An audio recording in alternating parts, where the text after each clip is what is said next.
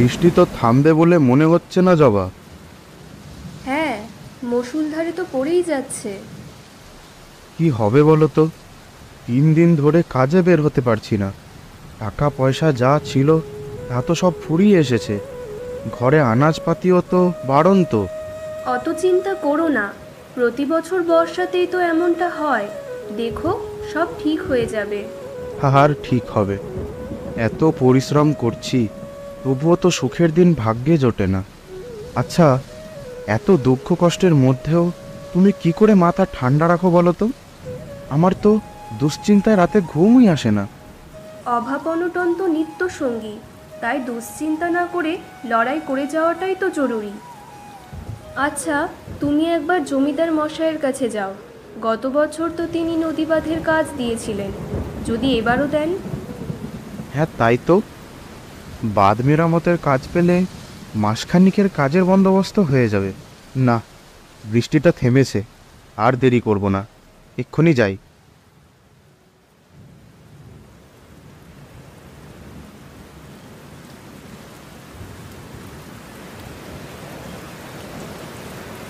উপেন, ও বাবা উপেন, বাড়িতে আছিস?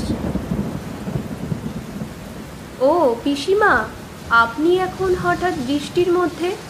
বলছি বাপু বলছি, আগে তো ঘরে উঠি, এই পোটলা পুটলি সবই ভিজে গিয়েছে। হ্যাঁ হ্যাঁ, আসুন আসুন, পোটলাটা দিন আমার কাছে। না না, আমার কাছেই থাক, থাকার মধ্যে তো এই পোটলাটুকুই আছে, বাকি তো সব শেষ। ও মা, সে কি? আচ্ছা, আপনি আগে ভেতরে এসে বসুন। আর কি বলবো বৌমা, নদীর পাশে ভিটে আমার, বন্যার জন্যে ভাঙনের খুব খারাপ অবস্থা। গ্রামের অনেক বাড়ি ঘর জমি নদীতে তলিয়ে গেছে, আমার ঘরেরও প্রায় তেমনই অবস্থা। সর্বনাশ, এ তো ভয়ঙ্কর কাণ্ড।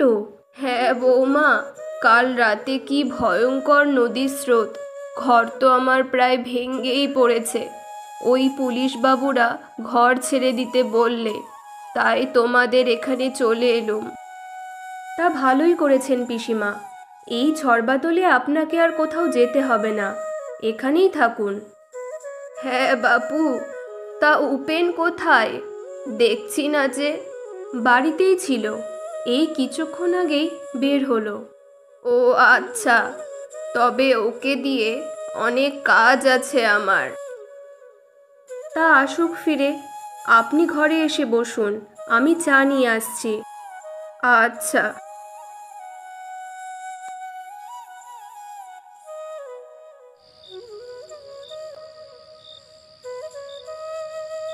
কি গো, কাজ পেয়েছিলে? হ্যাঁ, ভাগ্যিস তুমি বাঁধ মেরামতের কাজের কথা মনে করিয়ে দিয়েছিলে। আজই বাঁধ মেরামতের কাজ শুরু হয়েছে, আর একদিন দেরি হলে কাজটা আর পেতাম না। যাক বাবা, ঈশ্বর মুখ তুলে চেয়েছেন। তবে হ্যাঁ, তোমার পিসিমা এসেছেন, বললেন নাকি তোমার সঙ্গে খুব দরকার। সর্বনাশ! এই অভাব অনটনে আমাদের দুবেলা দুমুঠো খাওয়ার জুটছে না, তার উপরে পিসিমা এলেন। অত ভেবো না, তিনিও বিপদে পড়ে আমাদের কাছে এসেছেন। আগে কথা বলে দেখো কি বলছেন। আচ্ছা ঠিক আছে, যাই গিয়ে দেখি।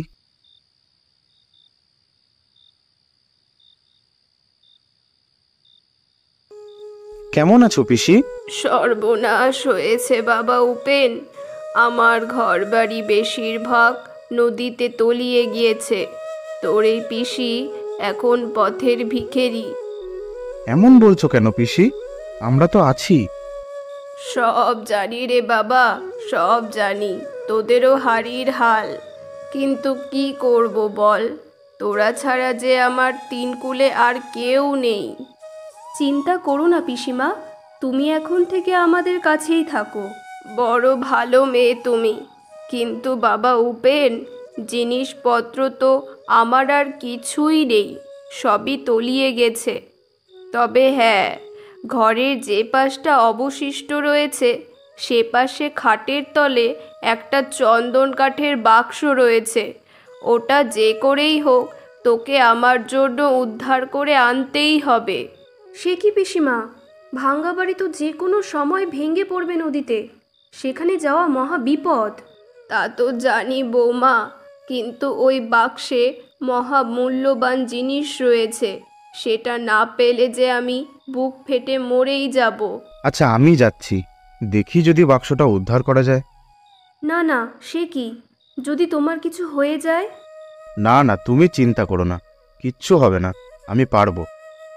বৌমা, উপেন যদি বাক্সটা উদ্ধার করতে পারে তবে নিশ্চিন্ত থাকো, তোমাদের অভাব অনটন দূর হয়ে যাবে।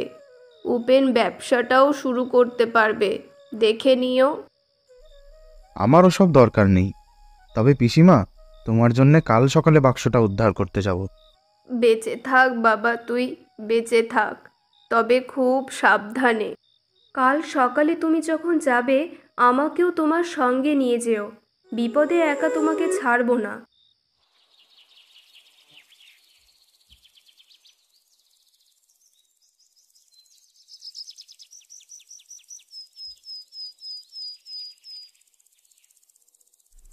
ইস, বাড়িটা তো প্রায় জলেই, বাক্সটা কি করে খুঁজবো বলো তো? ওদিকে ভাঙ্গা দেওয়ালটা রয়েছে, ওদিক দিয়ে একবার ঢুকে দেখি চলো। ওই দেখো, ওই যে খাটের তলে বাক্সটা। এই কে ওখানে? তোমরা এখানে কি করছো? আর একটু হলে তো বাড়িটা জলে পড়বে। এই বাড়িটা আমার পিসিমার, বাড়িতে একটা মূল্যবান কাঠের বাক্স রয়েছে, সেটাই নিতে এসেছি। না না, বাড়ির ভেতরে যাওয়া যাবে না, চলে যাও তোমরা।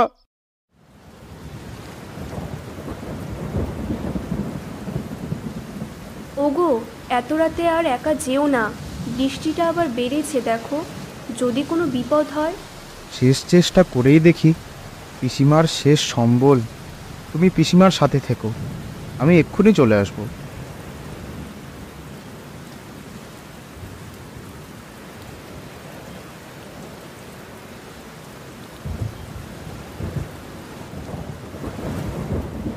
বৌমা, ও বৌমা, উপেন কই?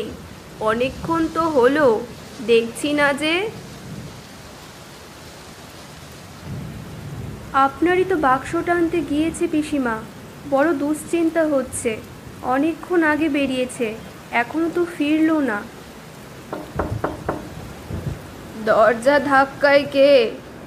বৌমা, উপেন এলো বোধ হয়, দেখো তো।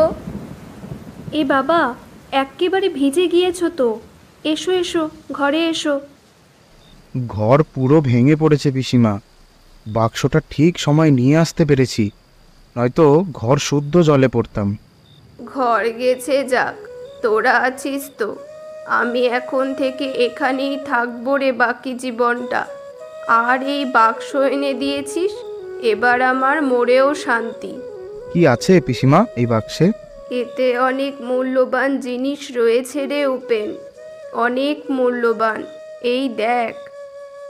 এ কি পিসিমা, এই পুরনো শাড়ি আর কিছু জামা কাপড়ের জন্যে ওকে আপনি ওই বিপদে পাঠিয়েছিলেন? সত্যি পিসিমা, তুমিও যে পারো, আমি ভাবলাম কি না কি। ওরে, এটাই আমার মহামূল্যবান জিনিস, আমার বিয়ের শাড়ি, তোর পিসেমশাইয়ের কিছু স্মৃতি। শেষ বয়সে এটাই আমার বাঁচার সম্বল। তবে তোরা আমায় ভুল বুঝিস নে, এই দেখ, এই পুটুলিতে কি আছে তা দেখ। এ কি, এ তো অনেক গয়না, আর সাথে এত টাকা। এইটুকুই বাঁচিয়ে আনতে পেরেছিলাম, এখন থেকে এগুলো সব তোদের।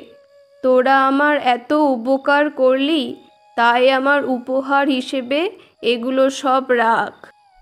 না না পিসি, এসব আমি নিতে পারবো না, তুমি খুশি হয়ে একটা কিছু দাও, সেটাই আমার কাছে অনেক। উপেন, তোরা ছাড়া আমার যে তিন কুলে আর কেউ নেই রে, তাই এগুলো আমি তোদের দিচ্ছি। এবার তুই এই টাকা দিয়ে একটা ব্যবসা শুরু কর। তুমি সত্যি আমাদের এত ভালোবাসো পিসি?